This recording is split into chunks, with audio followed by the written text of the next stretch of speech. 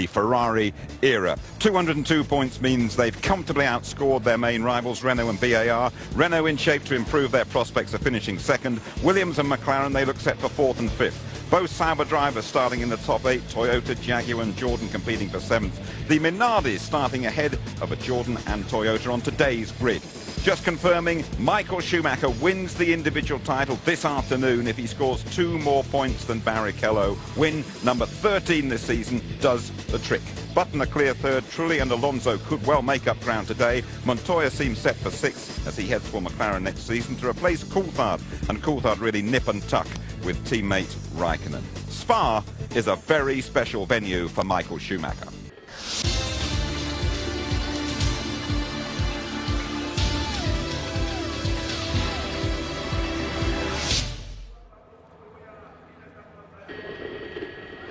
You are back with the ITV F1 team at Spa-Francorchamps, where Michael Schumacher could win world title number 7 if everything goes according to his plan. But the Belgian Grand Prix is very rarely predictable, a bit like the weather in the Ardennes. Let's join Martin Brundle. First of all, say good afternoon to James. James Allen. Thank you, Jim. Hello, everybody. Well, sometimes in sport, things are just meant to be. Johnny Wilkinson dropping that World Cup winning drop goal, for example. And today, here at Spa-Francorchamps, we expect to see Michael Schumacher clinching a record 7th World Championship. There he is. But as Jim says, Spa has turned up some pretty rum things in the past. Could well happen again here today. The weather at the moment, sunny. You can see a beautiful helicopter shot looking down on the forests and this majestic circuit. The most fitting place for such a unique achievement to take place. Spa has never seen a world champion crowned here before. It's also the track where Schumacher made his Grand Prix debut back in 1991 and won his first race a year later. Oh, and it's also Ferrari's 700th Grand Prix as well. Spa, a real driver's circuit, so where better to salute the ultimate driver. Schumacher's task today, well, it's a fairly modest one, to get 2 points more than his teammate Rubens Barrichello. And after crawling in 8th place at Suzuka last year to win his 6th world title, you can be sure that he really wants to nail this one, the win here this afternoon. But it's not been a perfect weekend for him so far. You can see the Renault there on pole position of Jarno Trulli, nicked pole of Michael Schumacher with a very bold decision to go on the intermediate tyres yesterday on a drying track. Jenson Button went out just before Jarno Trulli. He made the wrong choice with his BAR team. And but for that, Button could have been right up at the front as well. You can see some clouds gathering. It's been pretty much like that all day. Not a single drop of rain has fallen while we've been at the track since about 8 or 9 o'clock this morning. There then is the start grid. It's Renault 1 and 3, as it was at Monaco, the only occasion this year on which Schumacher has not won the Grand Prix. That occasion, of course, Jarno Trulli winning. And look out for a great battle between the Renaults and BAR, locked in this tremendous scrap for second in the Constructors' Championship. Just 8 points the difference, and a lot could change here this afternoon. Well, it should be an exciting race, partly because it's Spa-Francorchamps, Martin, but also partly because I get a sense that there's a real difference in race strategy here in terms of the fuel that people carried yesterday in that very strange qualifying session. And certainly on the weighbridge, the weight limits of the different cars, a lot of different tactics. It should be quite interesting this afternoon. Yes, of course, we're not allowed to know the exact figures, but we are led to believe there's a wide variation, wider than normal in terms of the ideas and strategies that they went out to in that very wet and variable qualifying session. Especially difficult here to make the decisions, James, because it's a long pit stop. It's a 50 miles an hour limit here, 80 kilometers per hour. It takes them 5 to 6 seconds longer here than most circuits. So it's 21 seconds plus the refueling and tyre stop, because the speed limit cuts in very early. So they do a long way at 50 miles an hour. And I think that plays heavily on the tactics too. But they were really all very much thrown a double six yesterday with the single lap wet qualifying. Went out with different states of aerodynamic downforce and setups. They can't change the setup until the first stop. If they've got too much wing on, you can't really change the rear wing quickly, other than just taking the gurney flap, the little 90-degree flap out on the back, and giving the front wings a couple of twists on the adjusters there. So you can't fundamentally change the level of downforce of the car without unbolting pieces, so they can have a tweak at the first stop. Meanwhile, they've got to live with whatever they chose to go out in for qualifying yesterday. So yes, look at the wing angles as see in the opening lap, certainly on this parade lap when the cars are going quite slowly. See how steep the rear wing is in particular, and the front wing a little bit more difficult to see.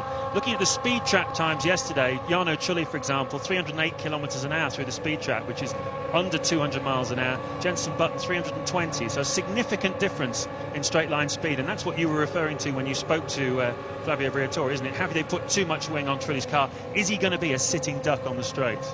Yes, looking into that a bit further, and where they put the speed traps, obviously when it's wet you brake early, and I think some cars may just have been braking before the speed trap, giving a false impression of just how much wing they were carrying.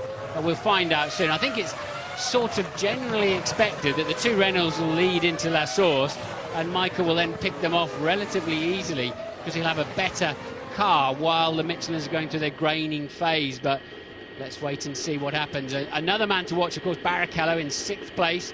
He's got a faster car than his grid position. And the best scrap, surely, as we've already pointed out earlier in the show, Raikkonen 10th, Montoya 11th, Jenson Button 12th, well out of position. And we should keep an eye on Sato back in 15th as well.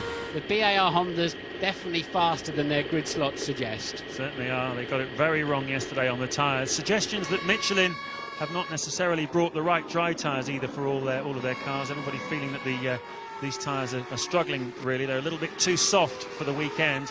Only Toyota seem to be 100% happy with the tyres that they've got on the car. Bridgestone with Ferrari and Sauber, Jordan and Minardi as well, particularly with the Ferrari and Sauber teams. They seem very happy looking at the long runs in free practice on Friday when it was dry all day. The Ferrari looked awesomely strong and the tyres very, very consistent indeed. So Schumacher will be aggressive this afternoon. He will want to beat those two Renaults to clinch it with a win, as we said, but who knows? If he finds himself third into the first corner, he's going to have his work cut out. Very grippy on the start line, James, on both sides. It's brand new tarmac. We haven't been here for 2 years. Very little racing gone on, and looks like it's tremendously grippy. And of course, a very short run. I wonder if the Renaults will be able to unleash their full start potential, because no sooner are you underway here from the front of the grid than you're in the braking zone for La Source. Absolutely wonderful circuit, this Spa-Francorchamps. It's the only shortened version of a classic racing track from the past that really holds its head up high. Many of them, like the Oostenrijk Ring, absolutely emasculated compared to the old track. But Spa used to be a 7-mile blast around, and that really used to grab everybody's attention. Some terrifying corners, trees by the side of the racetrack, and until they started chopping the circuits down like the Nürburgring and Spa in the 60s and 70s. This, though, is still a magnificent circuit. It's got the widest variety of different corners of any track in Formula One, from the 40-mile-an-hour hairpin La Source to awesome corners like Blanchimont here, or Eau Rouge as well. Lots of corners with high G being pulled, medium-speed corners, a tremendous test of the car and of the driver. And was one of your favourites? Would you put it up there? Yeah, absolutely. Up in the top 3 of Grand Prix circuits. Absolutely no doubt about it at all. You saw Michael Schumacher there just trying to get as much energy into the brakes, the tyres. And that's virtually lock to lock in a Formula One car, what you saw there. You cross your arms and it's just over a turn to go completely from lock to lock. And they're hopeless things to get in and out of the garage. They're about as opposite to a London taxi as you could ever imagine. This then is a high-level view of the new and generally disliked bus stop area. The old track is painted sort of lime green there, you can see it, and they wanted to try to stop the cars jumping across the curbs and cheating, despite putting bollards and tyres and everything else there.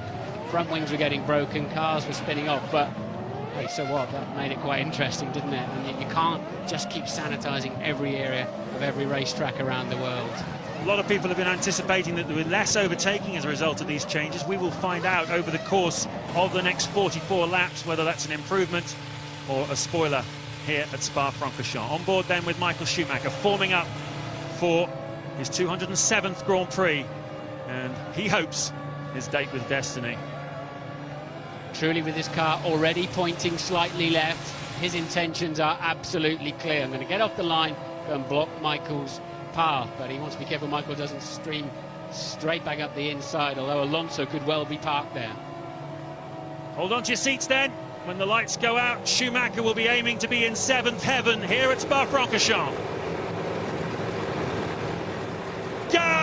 through. Trulli away well. Look at Alonso. Look at Schumacher.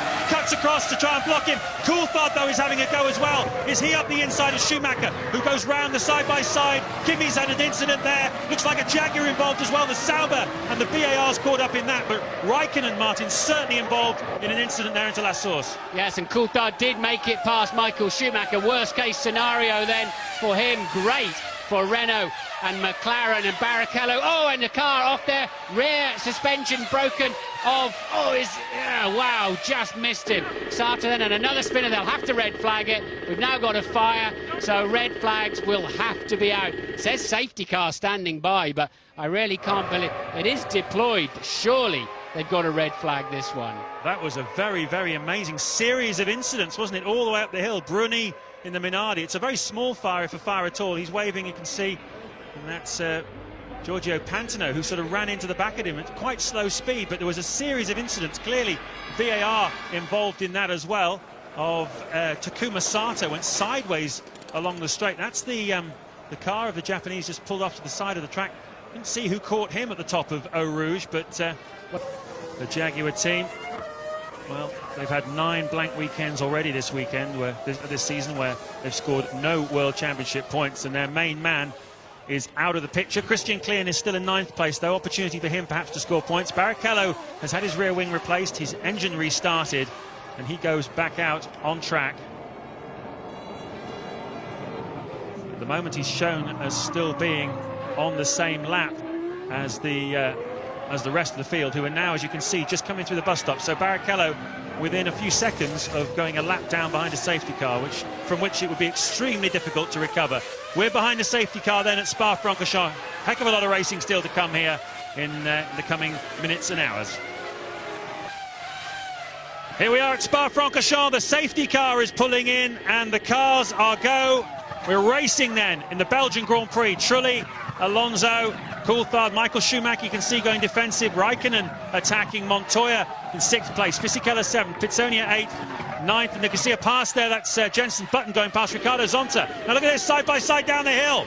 Raikkonen then takes Michael Schumacher. Schumi absolutely asleep on the restart. Has he got a problem? He's now going to be under pressure immediately from Montoya. And the Renault's just scampered away at the front, strung the pack out, and Schumacher didn't seem to be anywhere there or thereabouts. And Montoya having a look around the outside. Michael will certainly soon cut that route off, but he is under pressure. Raikkonen just steaming away in the distance.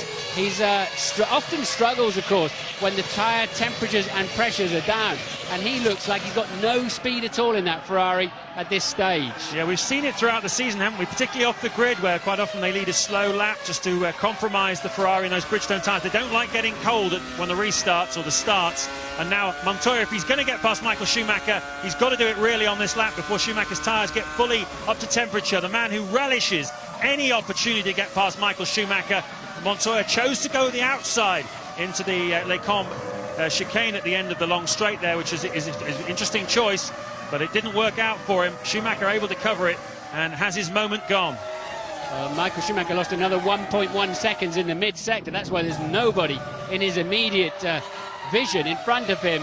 And look, Raikkonen's just so long gone. This is Montoya's one and only chance, I'd imagine, because Schumacher surely, he had to really get in there early. And look, Montoya said, I'll go around the outside then if that's the trick you're going to play on me. Schumacher with no grip at all. He's down then to P6. And this is Raikkonen and David Coulthard. A Renault 1-2, a McLaren 3-4. Yep, Coulthard 3rd, Raikkonen 4th, and the new bus stop, you can overtake at it. The proof, one Pablo Montoya around the outside of Michael Schumacher. Sensational move. Smoke and dust coming off the back of Coulthard's car. Contact with the ground, that's completely normal. But Raikkonen has got extra speed. Look at this. He's alongside his teammate. We cut to the 2 Renaults, but where is Raikkonen? At the back, he's side by side, just as Mika Häkkinen was with Michael Schumacher all those years ago. And I think he must have pulled that move off. We can't see yet. The computer's not telling us. We didn't see it because we were looking at something else. There you go. Raikkonen is 3rd. Coulthard down to 4th. Yeah, Michael Schumacher a full 4.1 seconds slower than the Renaults on that opening lap. He did, of course, have to yield to Montoya and go defensive in so many places. But and he's still really, he's hanging on to Montoya now. But he's on the harder Bridgestone tyres. He may get some dividend and some benefit later on, but right now he's struggling. He's going to have to really work for this one here this afternoon. Let's have a look at the replay. Raikkonen always had the speed on Coulthard.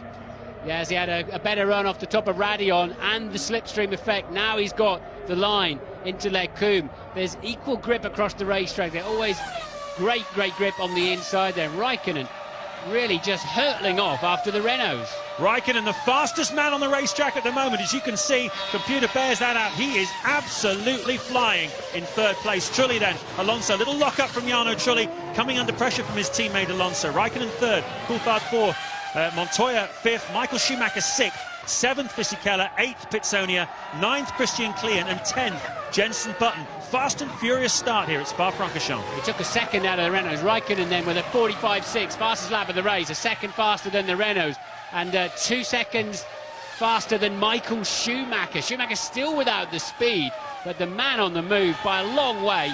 Kimi Raikkonen currently P3, absolutely flying. 2.2 seconds adrift of leader Trulli then at the end of that last lap. You can see Alonso there in the slipstream of Trulli. Doesn't have a go this time. A lot of question marks going into this Grand Prix about how much wing level the Renaults would carry, what their straight line speeds would be like. And you have to say at the moment they are comparable with everybody else. 326 and 328. That's over 200 miles an hour, just under 205 miles an hour then for the two Renaults. Quicker even than the McLarens behind them. Montoya is faster, Michael Schumacher 7 or 8 Ks faster, but it's not that significant a difference. Renault certainly do seem to have hooked up race cars at the moment. Callow's replaced that rear wing of his. He's down in 15th place at the moment, fighting around in the traffic. And then Mark inevitably ran wide at the top of Eau Rouge with no front wing. Sato tried to pass him.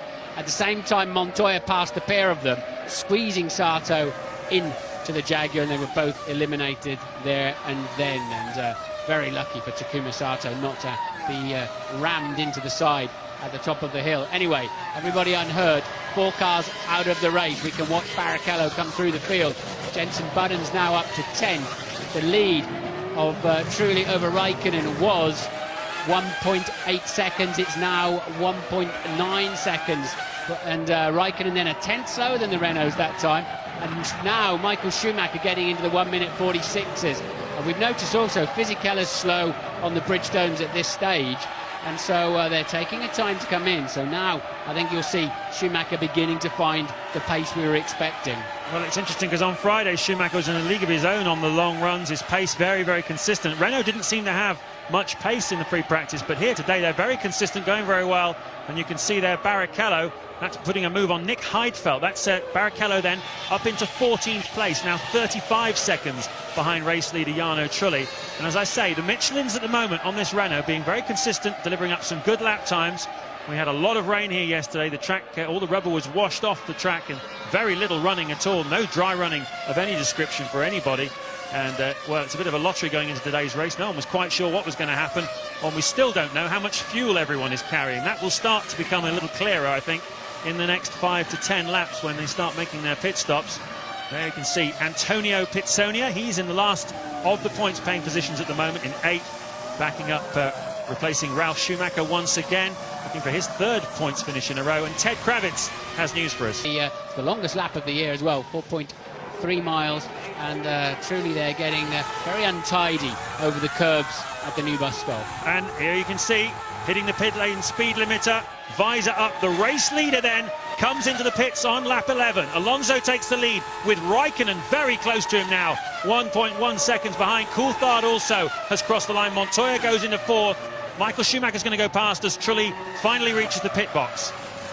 Yeah, it's a long way down there at 50 miles an hour. Seems like an eternity. It seems like you've parked almost. It's a horrible feeling. The engine's spluttering away on the rev limiter. The car feels dreadful. It doesn't feel like the brilliant thoroughbred you've just taken through Blanchimont.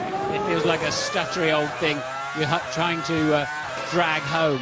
I think he's come out between Jenson Button and Ricardo Zonta. If that's the case, he's re-emerged in 9th place, Jarno Trulli. Certainly saw Button go through. There's quite a big gap there between Button and Zonta, 6 seconds. And we believe that he slotted himself into that. So Alonso leading Raikkonen, Coulthard 3rd, Montoya 4th, Michael Schumacher, Fisichella, as Martin said, more or less the same sort of lap times for those two. You can see Massa here on the attack. It's Ricardo Zonta in 10th place.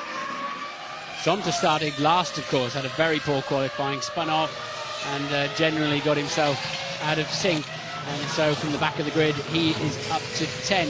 What interested me on Klean's lap, not that he's really a contender this afternoon, but he did the fastest middle and end sector of anybody so far in the race. So the new Michelins are looking, when they're brand spanking new, are looking quite handy. We'll watch out when we see Truly get up to speed. Very well spotted, Martin. Yeah, absolutely true. I tell you who's going really quick at the moment. That's this man, Fernando Alonso. Fastest middle sector of anybody so far. Is he about to make a pit stop? They quite often space them a lap apart. No, it'll be perhaps 2 or maybe even more. So Trulli was carrying considerably less fuel than Fernando Alonso. You use, well, nearly 4 kilos of fuel per lap here. And as Martin said, every 10 kilos of fuel is worth almost 4/10 of a second. So even a couple of laps here is quite a significant time difference in qualifying. Well, Takuma Sato we saw involved in that 3 in a breast tackle at the top of Eau Rouge. He's now talking to Louise Goodman. Takuma, you were really a victim of events happening up ahead of you in that race, weren't you? Yeah, really extremely disappointed. Sorry to interrupt you, Takuma, but we've had a spin there from Alonso, but he has managed to keep going. It's cost him the lead. Raikkonen has gone through. He has rejoined, but, well, that was a very dramatic incident. Yeah, I think he's just dragging some, well, yeah, I wonder, no, there he goes again. He's got oil spilling out on his rear tyres, would be pretty sure of it. Alonso then, that is definitely out of the lead. He'll not get out of there. He'll be buried down, and Alonso then, I would be sure, has got an oil leak at the back of the car. Raikkonen leads the Grand Prix. David Coulthard second. A couple of Toyotas did drive out of there, but not once when you first break through the gravel. The car bellies out on the under tray, and that's as far away from the pits as you can get. Look, turns in normally, and he will be more surprised than we were even when it just swaps ends, and he'll think, how did I make that mistake? I don't think it was his mistake, because he has another sort of pathetic spin, really, and it's totally unpredictable spin when he gets to the bottom of the hill in the hairpin, and that is a McLaren. I think it's David Coulthard with a puncture then. Coulthard, well, just crawling back to the pits, all going off here. What a dramatic lap. This is lap 12 at Spa-Francorchamps. We've lost race leader Fernando Alonso, and now David Coulthard, who was in second place behind his teammate Kimi Raikkonen, has got a right rear puncture and has got to coast around. I wonder if it's because of debris left on the track after all those accidents in the first lap. Certainly we've seen quite a few punctures. Indianapolis springs to mind, where carbon fibre left on the racetrack had that huge puncture caused to, well, Ralf Schumacher, of course, and Fernando Alonso. Very dramatic moments then here at Spa-Francorchamps, and Ted Kravitz has news for us. Oh, James, it happened at exactly the wrong moment. The team came out when DC must have just been going up the straight after Eau Rouge, so they knew, he told them on the radio, they knew that he had a problem. The tyres were out. The team is still in the pit lane now and for the unscheduled stop. But is DC going to make it back? Well, as long as the carcass of the tyre either flies off like a polo mint and gets out of the way, or stays where it is, as long as it doesn't unravel itself and start smashing the rear wing to pieces. And I'm pretty sure there, Alonso, I think we're on board. Looking back then, for Coulthard, I would imagine he had a big fright when that one went. There are no slow speed or small accidents around this place. Raikkonen leads. Coulthard desperately in need of a strong result today, was in a good second place, and he'll sneak across the no man's land straight into the end of the pit lane. He does look as if he can rejoin the race, but he's surely out of the points. Button then up into P6 at this time. Raikkonen lead by 10.5 seconds, and interestingly 3 seconds faster than anybody else. I wonder if Alonso's dropped some oil up there. I wonder. Very interesting. Coulthard's made it then. Into the pits he comes. They'll be looking to see if there's any damage at the back corner. Can you see any, Ted Kravitz? Well, no, but more interestingly than that, they just brought out Kimi Raikkonen's tyres as well. So there you go, David goes out. I'm just looking at the back of the car. No, there doesn't seem to be much damage. But anyway, Kimi Raikkonen's got to come in this lap. Here he comes. It's great work from the McLaren boys to get both sets of tyres. He stops on his marks. The fuel hose goes in. So there we are, the race leader changing tyres. He must have been shorter on fuel than David Coulthard. And that's a long stop, isn't it, guys? What does that make it? From Michael Schumacher in second place. There is your new race leader. BMW Williams driver Juan Montoya, and we saw him make that stunning move past Michael Schumacher in the bus stop chicane. We had a video diary from him earlier on as we look at a leery-looking Jordan going up the hill. We had a video diary from Juan Pablo Montoya and his wife Connie in our build-up programme, and we didn't see what he had for breakfast, Martin, but it was clearly something pretty potent. Yeah, obviously 3 Weetabix or something, because they're going much slower now, though, James. They're 3 to 4 seconds off the pace. I'd be pretty sure that Alonso dropped quite a lot of oil, and that is Barrichello thinking he's going to pass the Toyota of Panis, and nowhere near when he got there. The Toyota with some pretty good speed then at the end of the straight, and that is a fight for 10th and 11th. Panis, and look, Barrichello, again, that's where Alonso spun off, so locking a wheel on the way in. The track is pretty shiny in certain parts at the moment, and cars all look a handful. Montoya leads by 1.5 seconds then. We'll watch Raikkonen as he's rejoining the race. Coulthard has rejoined, as you saw, down in 15th, and currently what is last place with Alonso's retirement. DC losing a humongous amount of time getting back to the pits. There you can see Rubens Barrichello just before. He's up to 11th place with Olivier Panis there, also on board with Juan Montoya. And that retirement of Fernando Alonso, well, it's really not been very good for Renault. Ever since the Canadian Grand Prix, they've struggled to get 2 cars home in the points, sometimes no cars home in the points. And you compare that with their finesse and reliability in the early part of the season. Difficult moment then for the Renault team, who need all the points they can get in the battle with BAR. Fisichella pops into the pits then from 4th place. Giancarlo Fisichella, terrific weekend for him once again. Those Bridgestone wet tyres doing the business for him yesterday, and his maturity and consistency also proving their worth here this afternoon. Looks to me, though, as Michael Schumacher is getting closer and closer to the back of Juan Montoya. And that Ferrari behind him is Rubens Barrichello as the race leader pits. Yes, and he's dropped Barrichello. I find that interesting that, I mean, remember, Michael only needs 2 more points than Rubens Barrichello to take the World Championship. And Barrichello can't even stay up with Panis down in 10th place. So I wonder if he's got other damage to that car from the first corner incident. But another Ferrari then without anything like the pace we were expecting. So this is the moment now. Schumacher, if he's got a bit more fuel in the car than the others, because clearly he has, he's still out on the racetrack, he's in the lead, and he's got an empty track in front of him as Montoya makes a bit of a move there on Massa, who's got more speed than him. This is a battle for position, 8th place in fact, side by side into Eau Rouge. You can't do it, can you? Surely not. No, and Montoya has to lift, because you can't go side by side through Eau Rouge, certainly not at racing speed. No, Massa was entitled to do that. It is for position, as he has not, no, in fact he has made 2 pit stops, has Massa. He's not a lap down though, so you've got to assume that was for position. His 2 pit stops were made under the safety car, and this is heading down the hill. Massa has the racing line. Montoya very close to going straight on there. So that plays beautifully into Michael Schumacher's hands, because Montoya only had just over a second on him before the stop. And as I felt earlier on in the afternoon, the Ferrari with just about the heaviest fuel load. Yeah, we did see Kimi Raikkonen, though, put quite a lot of fuel in there, obviously playing a different tactical game. At the moment, his pace is pretty reasonable, and Michael Schumacher is not taking an enormous amount of time out of anybody. We're not doing purple sectors here on the computer, Michael Schumacher, so it's been a modest in-lap if he is coming in this time, as we're being told by our pit crew. Yes, the race leader, yet another different race leader, ducks into the pits. Alonso's led this race, Trulli has led it, Raikkonen has led it, Montoya has led it, Michael Schumacher has now led it, and guess who's leading it now? Antonio Pitsonia in a Williams, yes, leading the Belgian Grand Prix as Schumacher pits. So his in-lap was solid rather than brilliant, as you say, James. Let's see, with a fresh set of tyres that haven't been round on 4 laps behind the safety car, whether they'll give him more grip and the speed he was expecting to have. Zonta's also pitted in the Toyota. And where's Raikkonen? There then is Montoya. It's cost him. He's still tucked up behind Massa. So Michael Schumacher then has cleared Juan Pablo Montoya.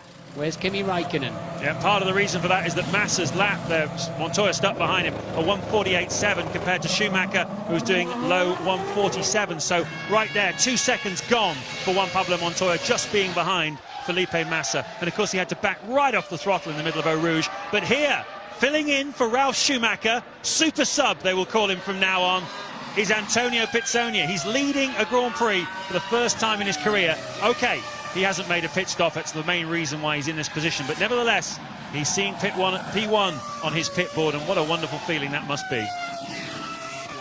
Well, we're waiting to see how far ahead of Michael Schumacher Kimi Raikkonen is as Baumgartner pits. Pizzoni then with a good amount of fuel on board for qualifying. Jenson Button stopped once. He's showing in 4th place at the moment. Truly down in 5th. Don't know where he's disappeared to. And doing not very good lap times at all on this second set of tyres. There's Michael Schumacher. There'll be cries of foul because Massa, of course, with a Ferrari engine and gearbox and Bridgestone tyres, very much cost Montoya some time and that position. As Massa exits the pits. Yes, truly with very poor pace at the moment. Michael Schumacher just breezed past him between Blanchimont and the bus stop. And Massa was also about to give him a hiding before he came in the pits. Look, and this is how easy it was. No chance for Trulli to go defensive, and no point really. He was missing a good 10 miles an hour there. And now he's got Montoya for company. This is for 4th and 5th places. Well, what's very interesting is the speed trap, which is at the very end of the long straight after Eau Rouge, shows Trulli's going a very healthy speed through there, almost 200 miles an hour. But it's in the final part of the lap where Trulli is really struggling. Louise, perhaps you can shed some light on it. Well, I've just been down to Renault to see if there's anything they can tell me about what's going on with Jarno Trulli. Clearly some kind of problem. They say it's not a technical issue. He's just really not happy with the rear of the car. He doesn't have any confidence in the car, so maybe his tyres. So he came off Blanchimont very slowly then, which is why Michael just had so much momentum. We just saw Fisichella bouncing across the grass, I think at the Fagnes chicane, losing the many aerodynamic pieces from the side of the car, the barge boards in particular, and that will hurt his progress enormously, make his car virtually undrivable. And now Montoya really on the ragged edge, and he's got less of a run. Trulli, will he try the same move he used on Michael Schumacher? Will Trulli know he's there? No, he will not know he's there. Jarno Trulli then spins out of the race, and Pizzonia passes his teammate. Yeah, Pizzonia nicks through. Jarno Trulli put into a spin there by Juan Montoya. He knew he was behind him. He knew he was desperate to get past him. But when Montoya tried the same move on Trulli that he put successfully on Michael Schumacher in the early part of the Grand Prix, it put Trulli into a spin. We're joined from the BMW Williams garage now by Frank Durney. Frank, you're seeing the same pictures as us. Tell us what you think. What happened, to be honest, because I haven't got my earplugs into the drivers, but it looks like he tried to get a bit too close there. Maybe wasn't seen, and round they both went. Bit of a shame.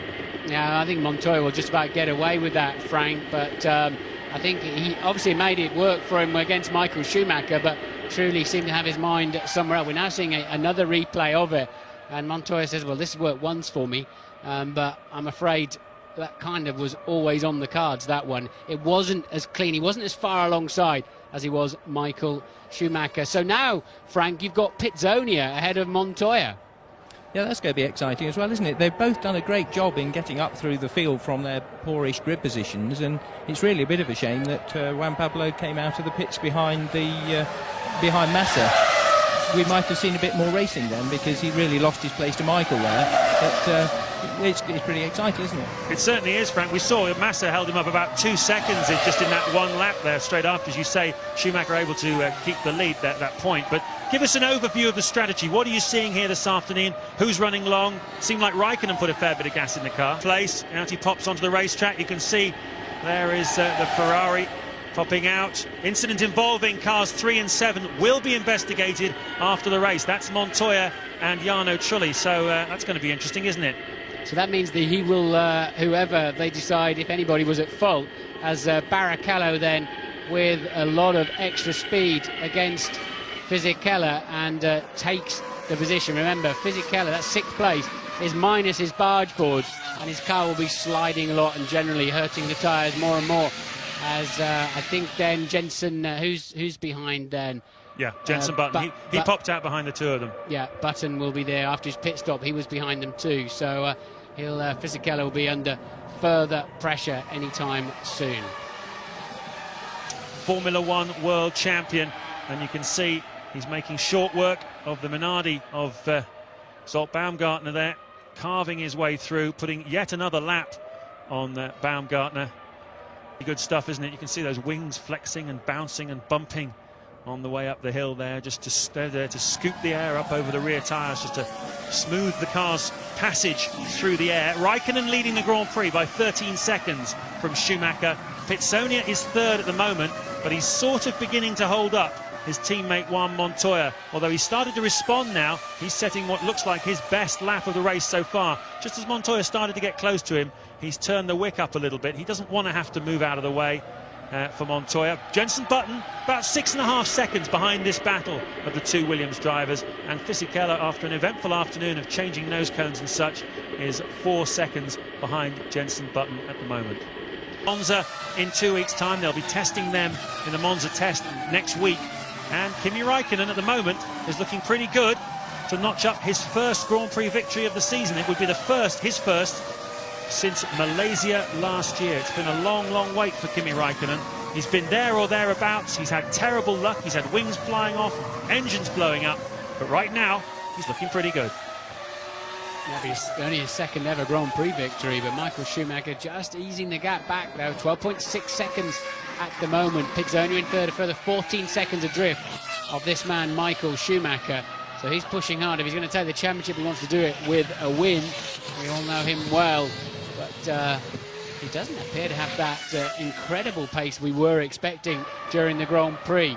But Barrichello in the sister car, of course, who's got to somehow score ahead of Michael Schumacher today to keep the World Championship alive, is very slow. Down in 9th place, can't catch Panis in the Toyota, doing 1 minute 48, when Michael Schumacher's doing 1 minute 45. So as Barrichello play, I would imagine Montoya thinking he's just got to have a different strategy to clear his teammate, as he can't drive up and pass him. And watch this, Jenson Button. Jenson Button's got together with a Minardi, and I was just about to say they were going to halve the points advantage Renault has over them.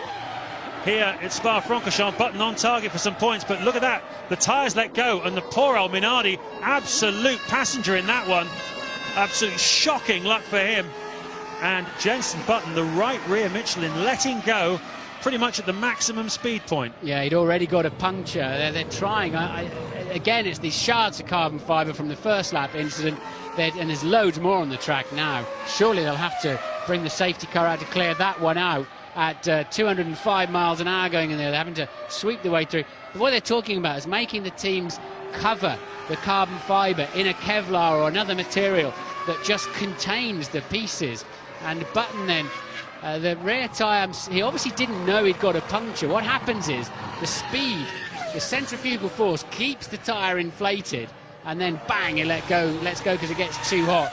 Michael then choosing this moment. Safety car has been deployed. They've chosen this moment to pit Ted. Across the start-finish line, but here we go, he's gone. And they're attacking as the way down to the bus stop chicane. Montoya can't pass Michael Schumacher until this race is restarted, though.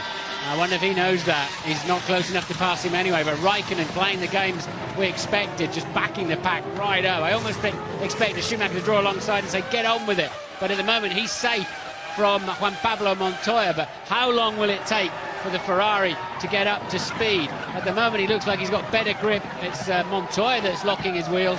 There comes clean of the inside of Olivier Panis. That's for points. Yeah, that is for points for the Jaguar team. Panis is 8th at the moment.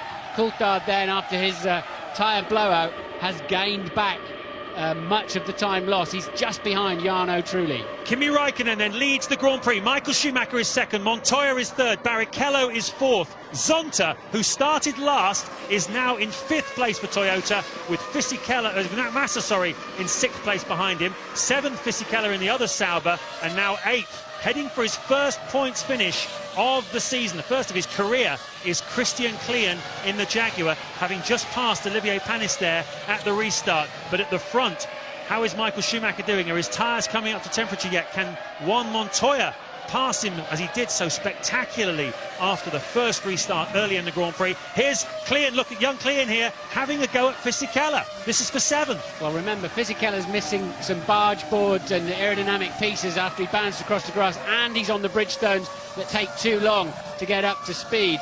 Klien, they're sort of wasting a lot of energy darting around. He needs to pick the moment and seize it.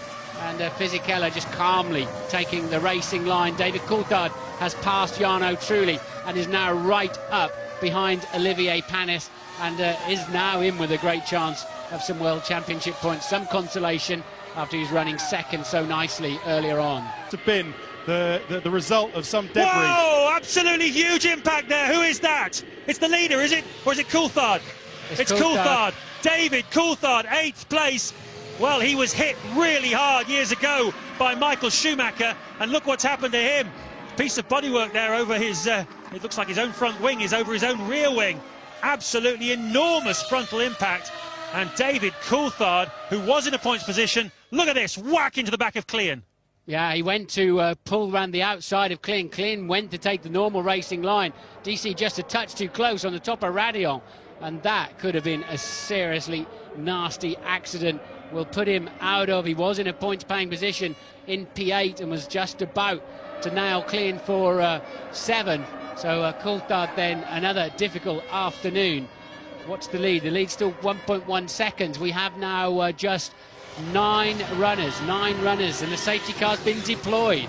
It has. Well, once again, I think, and it's pretty right, you'd have to say, there is clearly more carbon fibre debris on the racetrack. That has been, as much as anything else here this afternoon, the story of this Grand Prix. We've had collisions. They've led to little bits of carbon bodywork and parts of suspensions being left on the racetrack. It's cut tyres, and we've had high-speed blowouts because there are so many high-speed parts of this Spa-Francorchamps circuit. The latest victim is David Coulthard. So, and Raikkonen's gone. Certainly has. Kimi Raikkonen rather telegraphed that one, but Schumacher was right with him, nailed his throttle almost the same place, and you can see the margin, not a huge one for Kimi Raikkonen on this restart. Rubens Barrichello is in 3rd place behind that Jordan of Nick Heidfeld that's managed to resume and get himself in the middle of all that.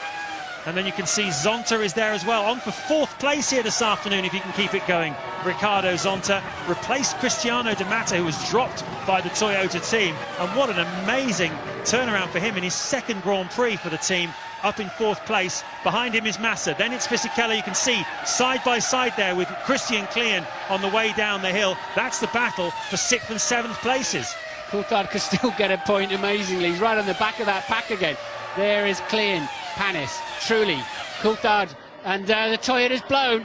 There'll be cars going through that in the background. The Toyota then of Zonta out of 4th place, then Zonta out of the window. Coulthard got past Truly in the middle of all of that too.